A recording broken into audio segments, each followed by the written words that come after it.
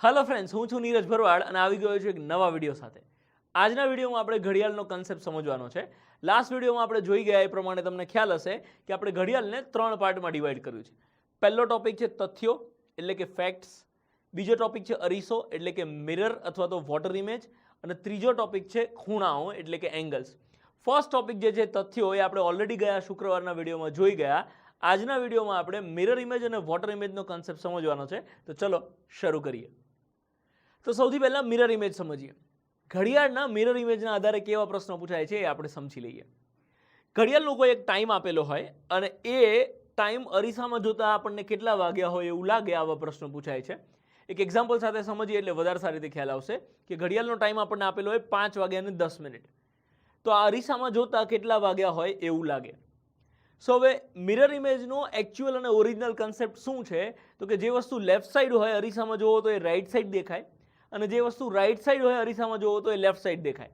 એટલે કે left to right અને રાઈટ ટુ લેફ્ટનો કન્સેપ્ટ છે. પણ તમને ખ્યાલ છે એ પ્રમાણે આપણે કોઈ લાંબી અને કન્ફ્યુઝન ક્રિએટ કરે એવી કોઈ રીત તો શીખતા જ નથી, રાઈટ?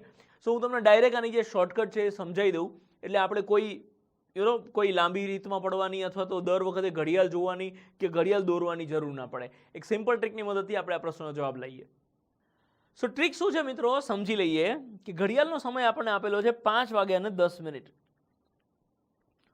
ઘડિયાળનો કોઈ પણ સમય આપેલો હોય એની મિરર ઇમેજ આપણને પૂછવામાં આવે તો સિમ્પલ વસ્તુ, આપેલો જે ટાઈમ છે એને આપણે 11:60 માંથી બાદ કરીશું. 11:60 માંથી બાદ કરતા જે આવે એ આપણી મિરર ઇમેજ થશે.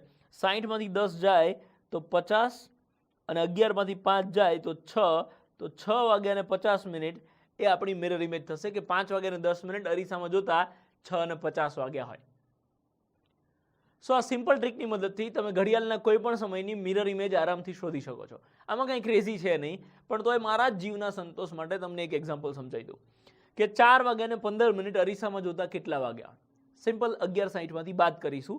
સો 11:60 માંથી બાદ કરીએ તો 11 માંથી 4 જાય તો 7, અને 60 માંથી 15 જાય તો 45. આ આપણી મિરર ઇમેજ થઈ. ધારો કે 7 વાગ્યા અને 22 મિનિટ આપી છે, તો શું ફેર પડે? ઘડિયાળનો ગમે તે સમય આપ્યો હોય અને આપણે 11:60 માંથી બાદ કરીએ તો જે આવે એ આપણી મિરર ઇમેજ આવશે, બીજો કોઈ ફેર નહીં પડે. હા, બાદ બાકી ના આવડતી હોય તો બહુ ફેર પડશે હો. એનીવેઝ, જોક સપાટ, 11 માંથી 7 જાય તો 4, અને 60 માંથી 22 જાય તો 38, તો 4 ને 38 એ આની મિરર ઇમેજ થઈ જશે. એ સાહેબ એક પ્રશ્ન પૂછું? હા બોલ ને જીગા, તારા માટે ક્યાં ના છે દોસ્ત? સાહેબ ટાઈમ 12 ને 20 આપ્યો હોય તો 11 માંથી 12 બાદ કરીએ તો -1 આવે, તો શું કરવાનું? એ સ્માર્ટ ક્વેશ્ચન થયો હો તારો. મિત્રો, જીગો શું કહેવા માંગે છે તમે સમજો. જીગો એવું કહે છે કે 12 વાગ્યા અને 20 મિનિટ હોય તો એને અરીસામાં જોતા કેટલા વાગ્યા હોય? મતલબ 12 ને 20 છે એને આપણે 11:60 માંથી બાદ કરીએ તો આ 60 માંથી 20 જાય તો 40 એ બરોબર છે, પણ આ 11 માંથી 12 જાય તો શું -1? ઘડિયાળનો સમય ક્યારે માઇનસમાં તો હોતો નથી. તો ચલો, જ્યારે ઘડિયાળનો સમય આ રીતે આપેલો હોય ત્યારે આપણે શું કરીશું એ સમજી લઈએ. સો મિત્રો, જીગાના પ્રશ્નનો જવાબ આપું એ પહેલા મારે તમને બીજી એક વસ્તુ સમજાવી છે કે ઘડિયાળનો સમય હંમેશા 2 ફોર્મેટમાં હોય. એક 12 કલાકના ફોર્મેટમાં હોય અથવા તો 24 કલાકના ફોર્મેટમાં હોય. 24 કલાકના ફોર્મેટમાં હોય એનો અર્થ શું થશે કે જ્યારે ઘડિયાળનો ટાઈમ 12 કરતાં વધારે એટલે કે 13, 14, 15, 16 આ રીતે આપેલો હોય તો એ 24 કલાકના ફોર્મેટમાં ટાઈમ આપેલો છે એવું કહેવાય. અને આપણી પરીક્ષામાં કદાચ ઘડિયાળનો સમય આપણને 24 કલાકના ફોર્મેટમાં પણ આપેલો હોય તો આપણે એની મિરર ઇમેજ શોધવા માટે શું કરીશું એ પહેલાં સમજી લઈએ, એટલે તમને જીગાના પ્રશ્નનો જવાબ ઓટોમેટિક મળી જશે. ધારો કે આપણને એવું પૂછવામાં આવે કે 18 ને 25 અરીસામાં જોતા કેટલા વાગ્યા હોય? તો તમે એક વસ્તુ સમજો કે ધારો કે આપણને અહીંયા એવું કીધું છે કે 18 ને 25 અરીસામાં જોતા કેટલા વાગ્યા હોય, આવો પ્રશ્ન છે. અને હમણાં આપણે ઓલરેડી જોઈ ગયા કે 5 વાગ્યા અને 10 મિનિટ અરીસામાં જોતા કેટલા વાગ્યા હોય, આવો પ્રશ્ન હતો. તો આ જે છે એ 12 કલાકના ફોર્મેટમાં આપેલો સમય છે, અને આ જે છે એ 24 કલાકના ફોર્મેટમાં આપેલો સમય છે. સો હવે 12 કલાકના ફોર્મેટની મિરર ઇમેજ જાણવા માટે આપણે શું કરતા હતા? 12 માંથી બાદ કરતા હતા, રાઈટ? 12 એટલે કે 11:60, 11 કલાક અને 60 મિનિટ માંથી બાદ કરતા હતા. તો 60 માંથી 10 જાય તો 50, અને 11 માંથી 5 જાય તો 6. સો હવે આ 24 કલાકના ફોર્મેટમાં જે સમય આપ્યો છે એની મિરર ઇમેજ શોધવા માટે આપણે કેટલામાંથી બાદ કરીશું? એક્ઝેક્ટલી, સાચી વાત છે તમારી, 24 કલાકમાંથી બાદ કરીશું. એટલે એને લખીશું કઈ રીતે? તો કે 23 કલાક અને 60 મિનિટ. સો 23:60 માંથી બાદ કરતા જે જવાબ આવે એ આપણી મિરર ઇમેજ થશે. તો 60 માંથી 25 જાય તો 35 અને 23 માંથી 18 જાય તો 5, તો 5 ને 35 એ એની મિરર ઇમેજ થશે. હા મિત્રો, મને ખ્યાલ છે કે તમે 18:25 ને જો 12 કલાકના ફોર્મેટમાં કન્વર્ટ કરી દો કે 6 ને 25 અને પછી 11:60 માંથી બાદ કરો તો પણ સાચો જવાબ આવશે. પણ એ બે સ્ટેપની જે પ્રોસિજર છે એ ના કરવી જોઈએ. મારા માનવા પ્રમાણે 24 કલાકના ફોર્મેટના ટાઈમને 24 કલાકમાંથી જ એટલે કે 23:60 માંથી જ બાદ કરો, જે આવે તમારી મિરર ઇમેજ થશે.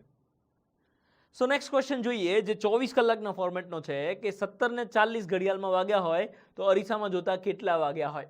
23:60 માંથી 17:40 ને બાદ કરો તો 23 માંથી 17 જાય તો 6 અને 60 માંથી 40 જાય તો 20. આ આપણો જવાબ થશે.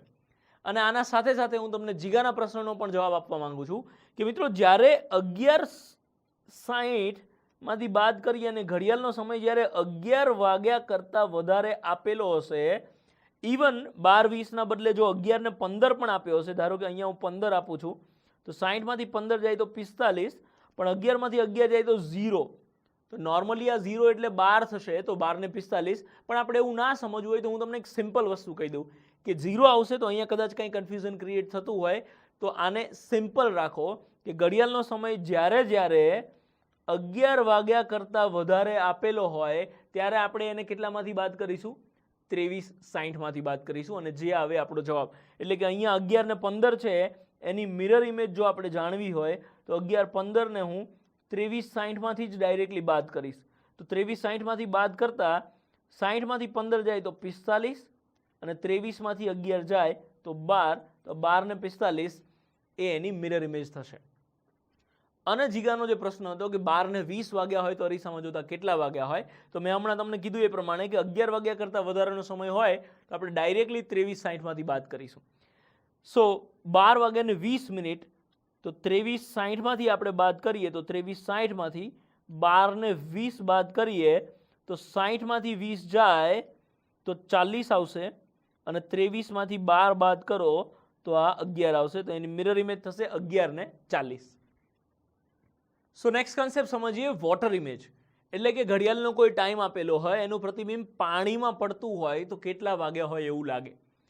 હવે વોટર ઇમેજનો કન્સેપ્ટ એવો કંઈક છે કે ઉપર જે હોય એ પાણીમાં નીચે દેખાય અને નીચે જે હોય પાણીમાં ઉપર હોય એવું દેખાય. એટલે કે અપ ટુ ડાઉન અને ડાઉન ટુ અપનો કન્સેપ્ટ હોય.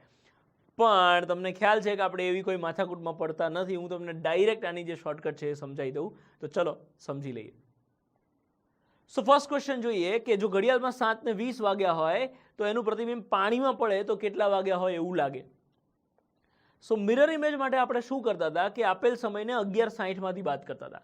સો અહીંયા વોટર ઇમેજ છે તો વોટર ઇમેજમાં આપણે જે ઘડિયાળનો સમય છે એને આપણે 18:30 માંથી બાદ કરીશું. તો જે મળશે એ આપણી વોટર ઇમેજ થશે. તો 7:20 ને આપણે 18:30 માંથી બાદ કરીએ તો શું આવશે? 30 માંથી 20 જાય તો 10 અને 18 માંથી 7 જાય તો 11. સો આ એની વોટર ઇમેજ થઈ ગઈ. સો સિમ્પલ શોર્ટકટ છે ને મિત્રો. તો આ ટ્રીકના આધારે આપણે હજી એકાદ એક્ઝામ્પલ ગણીએ એટલે મારા ને તમારા જીવને સંતોષ થાય કે 10:25 વાગ્યા હોય તો પાણીમાં એનું પ્રતિબિંબ પડે એમાં કેટલા વાગ્યા હોય એવું લાગે. એટલે કે એની વોટર ઇમેજ શું હશે? સો આને આપણે 18:30 માંથી બાદ કરીશું.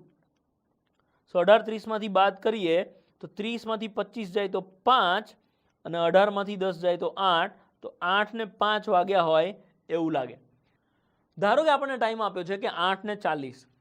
સો હવે અહીંયા શું કરીશું આપણે કે 8:40 છે એને પણ આપણે 18:30 માંથી જ બાદ કરીશું. તો 8:40 ને આપણે 18:30 માંથી બાદ કરીએ તો શું થશે? 18 માંથી 8 જાય તો 10 આવશે, પણ 30 માંથી 40 જાય તો -10 આવશે. સો ઇન ધીસ કેસ આપણે શું કરીશું? થોડો ચેન્જ કરીએ કે આ તો આપણે 8:40 ની વોટર ઇમેજ શોધવાની છે એટલે 8:40 એમને એમ લખું છું. અને અહીંયા જે આપણે 18:30 લખીએ છીએ એ 18:30 માંથી 1 કલાક અહીંયા ઓછો કરી દઉં છું એટલે 17 કલાક કરું છું અને એની 60 મિનિટ હું અહીંયા એડ કરી દઉં છું. તો 30 મિનિટમાં 60 એડ થાય તો 90 મિનિટ થઈ જશે. સો હવે અહીંયા 8:40 એટલે કે જ્યારે મિનિટનો સમય 30 મિનિટ કરતાં વધારે આપેલો હોય ત્યારે આપણે એને 17:90 માંથી બાદ કરીશું. સો હવે અહીંયા 17:90 માંથી બાદ કરીએ તો 17માંથી 8 જાય તો 9 અને 90માંથી 40 જાય તો 50. સો આ એની વોટર ઇમેજ થઈ ગઈ. સો અહીંયા આપણે એક સિમ્પલ વસ્તુ કહી શકીશું મિત્રો કે જ્યારે મિનિટ 30 કરતાં ઓછી આપી હોય તો એને આપણે 18:30માંથી બાદ કરીશું, અને જ્યારે મિનિટ 30 કરતાં વધારે આપેલી હોય ત્યારે આપણે એને 17:90માંથી બાદ કરીશું. જે આવે એ આપણી વોટર ઇમેજ થશે. તો મિત્રો મેં મારી એક ટેલિગ્રામ ચેનલ બનાવી છે, અને આજના વિડીયોના એક્ઝામ્પલ્સની PDF તમને આ ટેલિગ્રામ ચેનલમાંથી મળી જશે. આ ચેનલની લિંક મેં નીચે ડિસ્ક્રિપ્શનમાં આપેલી છે. નેક્સ્ટ શુક્રવારે આપણે ઘડિયાળના પાર્ટ 3 એટલે કે ખૂણાના એક્ઝામ્પલ્સ અને એની શોર્ટ ટ્રિક સાથે મળવાના છીએ. સો વિડીયો જોવાનું ભૂલતા નહીં. સો મળીએ મિત્રો આવતા શુક્રવારે એક નવા વિડીયો સાથે. ત્યાં સુધી ગુડ બાય.